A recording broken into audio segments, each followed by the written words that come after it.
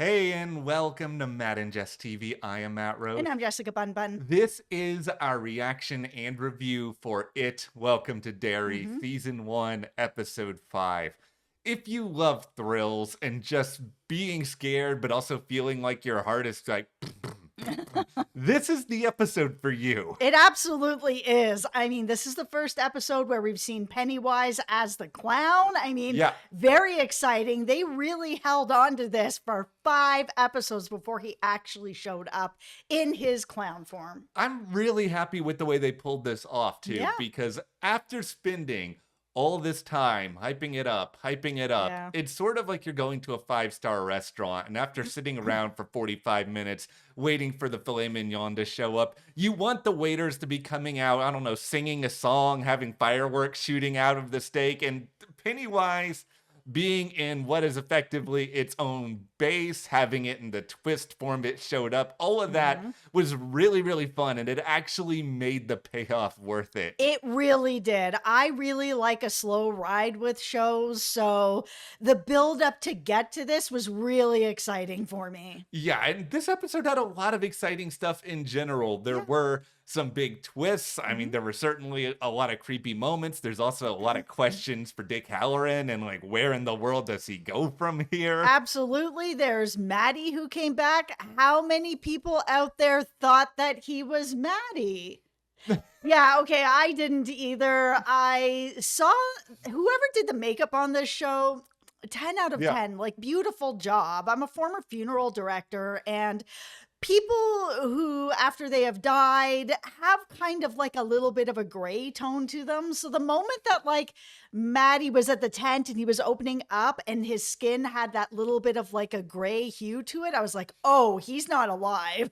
I was just sitting back, not a former funeral director, but as someone who has played video games that require you to, I don't know, eat, sleep, and do chores at intervals. I sound like I'm playing The Sims now. But anyway, it's just that there is no way Matty was just going to like run around, survive on his own, live in a tent for this amount of time. It was just so unbelievably unrealistic. But what's crazy here is that it's realistic enough that kids would believe it. Yes, 1,000%. That Yeah. payoff was excellent. Yeah, and as long as the payoff is cool, I don't really care if I'm like not surprised or if it's predictable. I mean, just give us something that's exciting to watch. Yeah.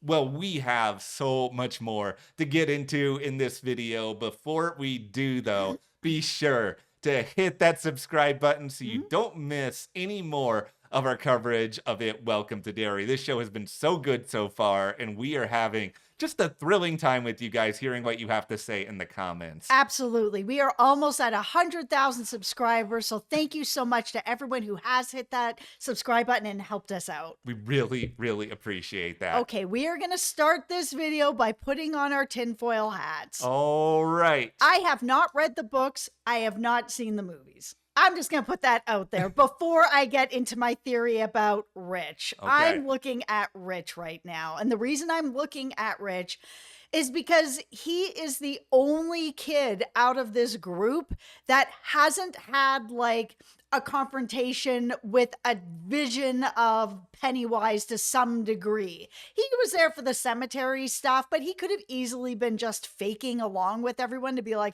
oh yeah, I see what everybody else sees. Kind of thing, but he's the only kid that hasn't had anything like that happen to him yet. Mhm. So my tinfoil hat theory is he's Pennywise. He's just shown up kind of out of the blue, perfectly timed when Will came to the school and he's by himself and at his locker, and here's this kid who sounds like an adult who's just like, hey, I'm just like you, I'm here too. I'm like, okay.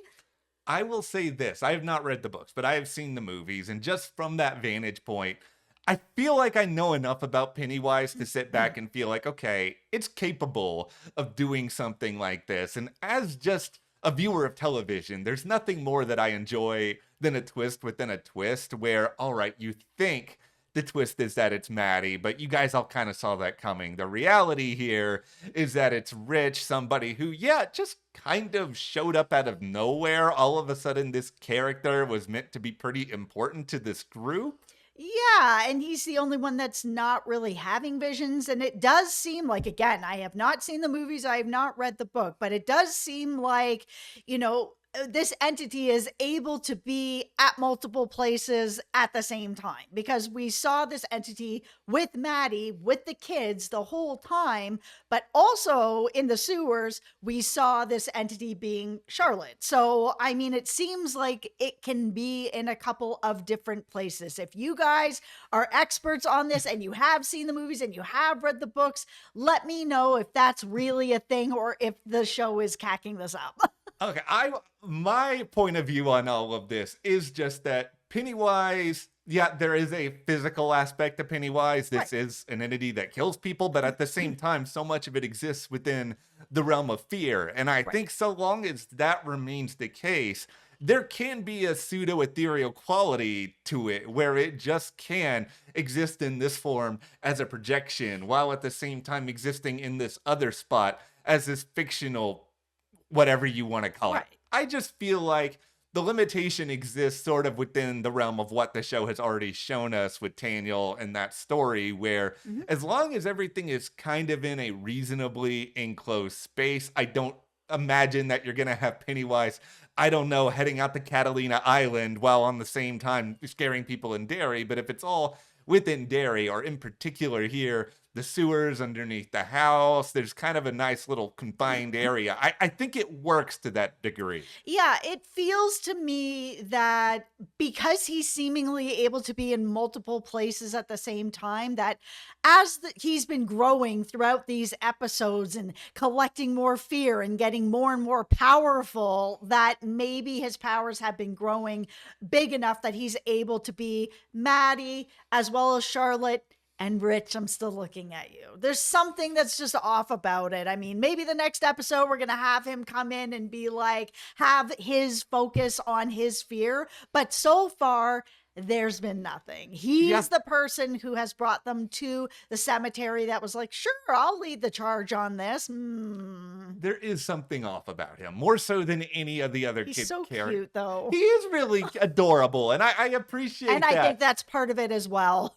I wouldn't be surprised. I just think there is something to be said for, oh, you think you know this group really well? Well, think of it Right. again. Like that's been a big part of Derry since the beginning when they took Yeah. out characters in the premiere. And that's the thing too, is there's been a lot of people circling around Marge, and it feels like that's been dispelled at this point, that maybe she was Pennywise, because you had Rich like watching her walk down the hallway and her eyes were yellow, and now that that's been dispelled, it feels even more like the focus is on Rich, because if that's what he's seeing, then maybe him as Pennywise is seeing her and was foreshadowing what was going to be happening to her, that he's looking at her being like, this is somebody I can get fear out of and I can become more powerful through.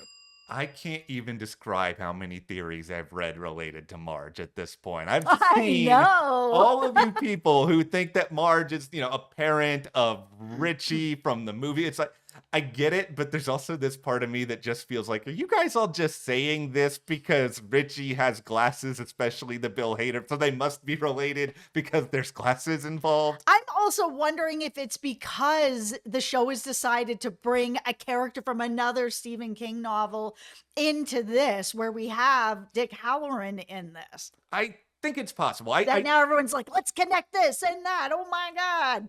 It is fun. I admit It's so that. fun. It's fun to sort of think about how all these different worlds, even though the Welcome to Derry world are the same, but how to connect them to kind of build up that nostalgia. Like I will say for me, as somebody who did enjoy the movies, just seeing the house again, and even if you haven't seen the movies like you, like the house is so creepy looking. It is the perfect Stephen King house. I love a haunted house, man. I love a haunted house, or a house that just looks like a complete creep show, like The Fall of the House of Usher. I know. And what made it so effective within the scope of this episode is that effectively you have two different groups that each think that they're going to get what they want from this house and what lies beneath. You Yeah. have the kids who are motivated with the, oh, we're going to come down here. Maddie's going to help us. We're going to find some of our friends. This is all going to work out. And then you've got the Hanlon group, Yep. everybody led by Shaw, who is going in there with their whole motivation of, all right, now we can control it.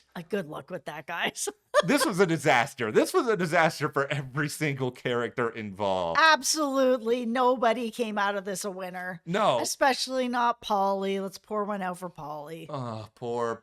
Yep. Pour another one out for poor Leroy Hanlon at the same I time. know. Like, he is really going through it in a lot of different ways. So we've seen now he was effectively coerced by Shaw into going through with all of this Yep. because of his lack of fear. And I think because of that time period, also just because of his position, he feels like I have to follow these orders. He's also brought in here Dick Hallorann, somebody who has a special ability of their own. So he's feeling all of this active pressure. And I think when you're combining all that with the incident with Polly, what's going on here is just he is afraid of failure. He's desperate for answers. He's already seen enough down there that would make a normal person petrified. So when he starts to see something that actually feels super dangerous in front of him, of course he's going to act. Yeah, I mean, seeing Charlotte down there and realizing that that is not her, like immediately he's going into this mode of like, whatever you see down here, none of it is real. And he thinks that Charlotte and Will are back on the base. So when he sees Will coming around the corner, I'm not surprised at all that he's like, okay, this is the same thing again, except Yeah. now they're using my son.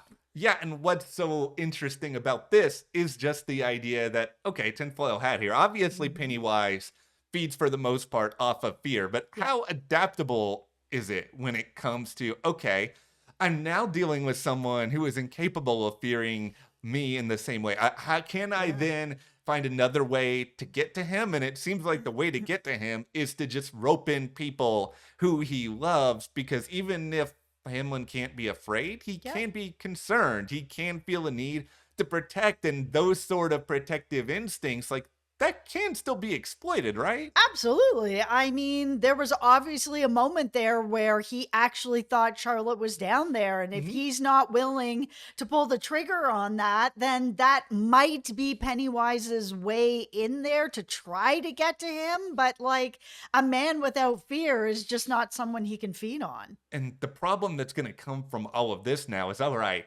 Hanlon, you completed the mission. You were down there. But yeah, Polly is gone. Beyond all that, you're now going back. Gone. Yeah, having a conversation with Shaw. Is Shaw ever going to realize, okay, maybe this is more of a problem than it is a benefit? Because yeah, I can send in Hanlon, but if he gets tricked again, is he just going to end up killing somebody else on accident? Yeah, and that's the thing is, we had Shaw talking to Rose about all this where she came in and called it all out and Yeah. was like, you know what, Pipeline, stop it. There's none of this is anything that's happening Yeah. here. What's really happening? He's really honest with her about what they're doing with the entity. And she's like, okay, then you're going to need my help sort of thing.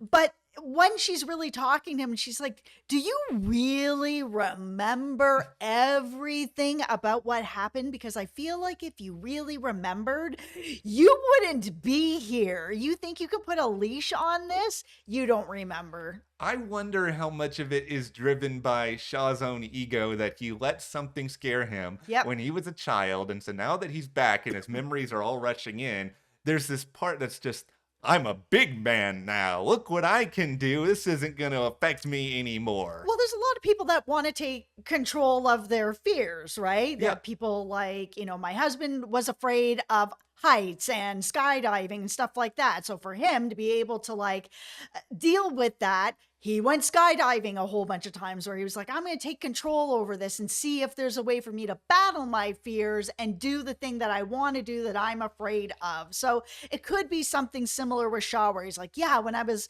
young, I was really scared of this, but now I'm older and I need to face that fear, because if I don't face that fear, I'm always going to be trapped in that mind of me as a child. So not only am I going to face that fear, but I'm going to control that fear. The beautiful irony in all of this is that there is taking on fear from an emotional point of view. Right. And then there's taking on a situation from a logical point of view. And you would think that Shaw, because he's a high-ranking officer, he would operate from a position of logic. Here is this guy who is just really acting on pure emotion. He wants to win versus his fear. Obviously, historical Yep. context taken in here. He wants to win for the sake of his country, knowing what else is out there. I think he probably feels like I can get a promotion, I can end all these problems before it Yeah. starts, not really knowing there's no blueprint to how to deal with Pennywise. If there was, would it? I don't know. The indigenous people have figured it out beyond what they've done. Yeah, it feels like what they've done is the blueprint. This is as much as they're able to do. They're able to contain him in Yes. this prison of, however many feet that they're able to keep him in. And that is what they're able to do. There's no controlling him. I think deep down, Sean knows it. But I think, like you said, his ego's just not letting that happen. He thinks that he can be the big man. He can be the big winner of all this. He can stop all this stuff from happening if he can just find a way to control it. He's got the whole military with him. He's got Hallorann. He's got Hanlon. He just thinks he has enough resources to be able to really deal with this.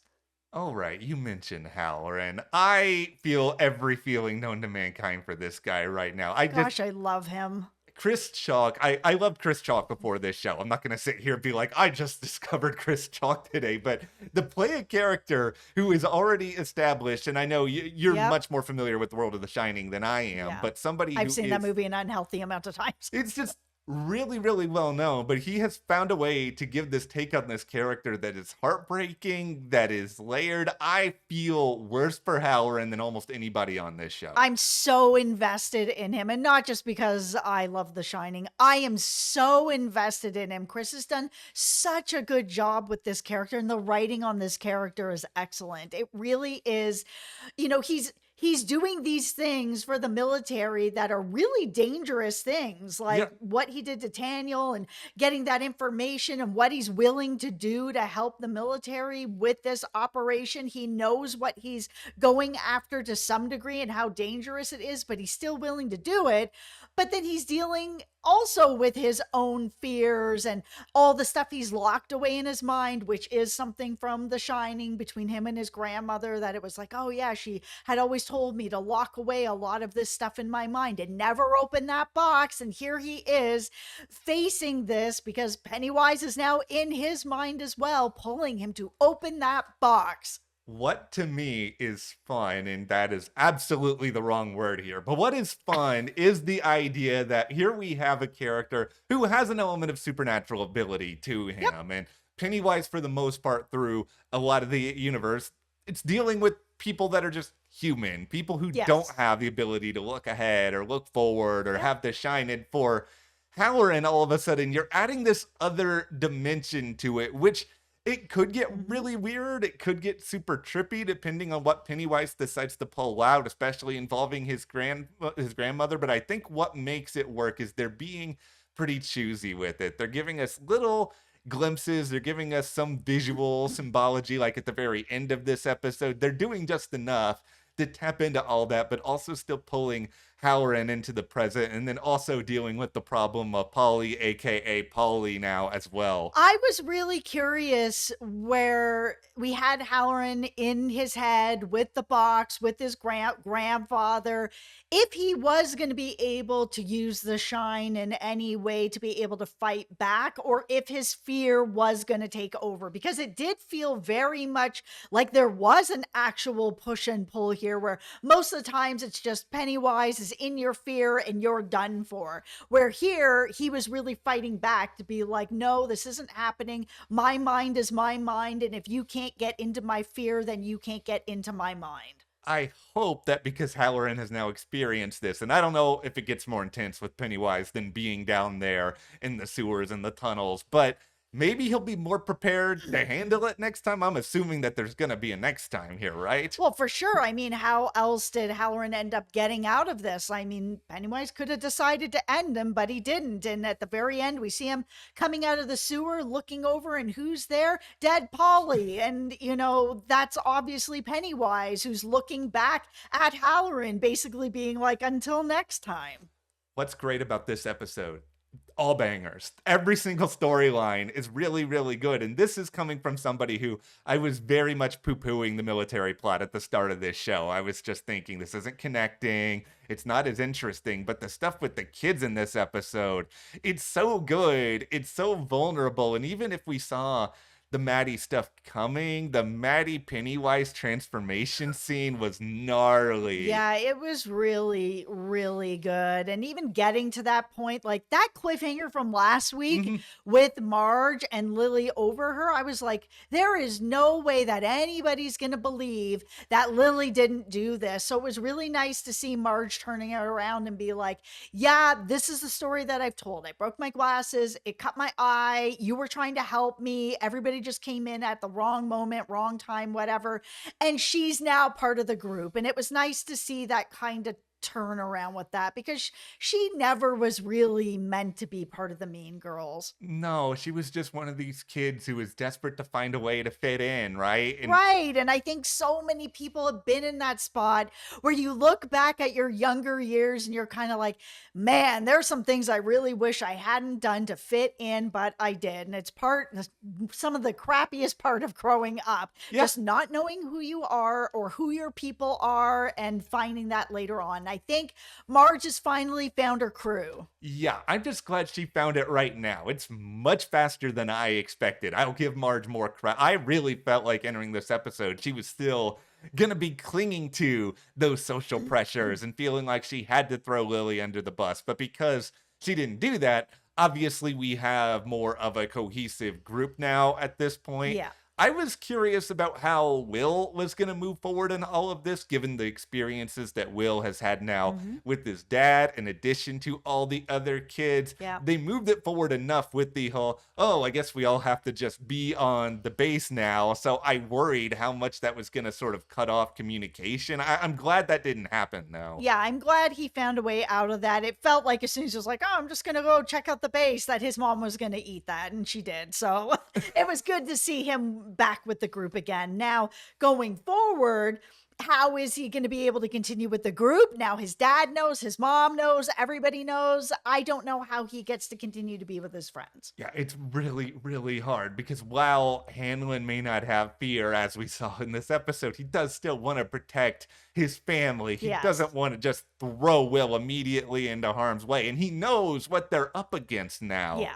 But that is where we are coming out of it. Welcome to Derry, Season 1, Episode 5. Such a good episode, but Yep. what did you guys think about this? What are your theories moving forward? Let us know in the comments, and be Mhm. sure to hit that subscribe button for more coverage. Help us get to 100,000 subscribers. Thank you so Thank much for your you. support, and we'll see you here next time.